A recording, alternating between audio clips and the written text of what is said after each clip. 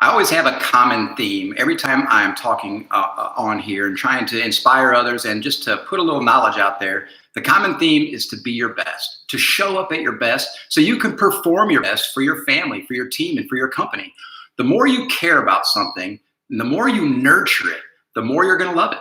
So think about this. The more you care for something, the more you nurture it, the more you're going to love it. So I reflect back on my kids, for example. That's an undying, unconditional love. It doesn't matter what they're doing because from the moment they were born till up to current, I am always caring for them. I'm always guiding them. I'm always loving on them. And I'm always giving them inspiration and pushing them towards a direction I know that is best for them. That is true care. That is an unconditional love because I cared for them so much.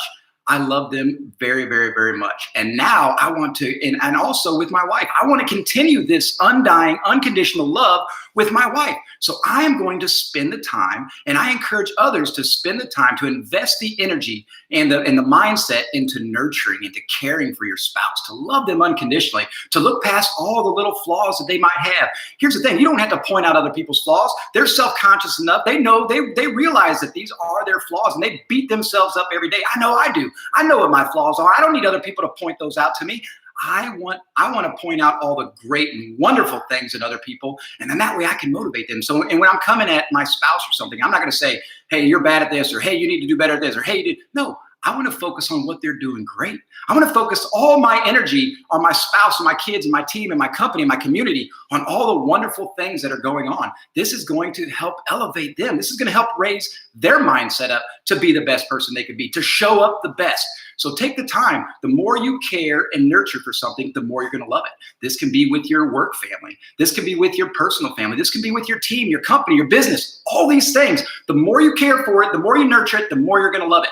Put the energy into it properly. Invest the time to nurture these relationships. So there is an unconditional love. There's an undying drive to just want to be your best.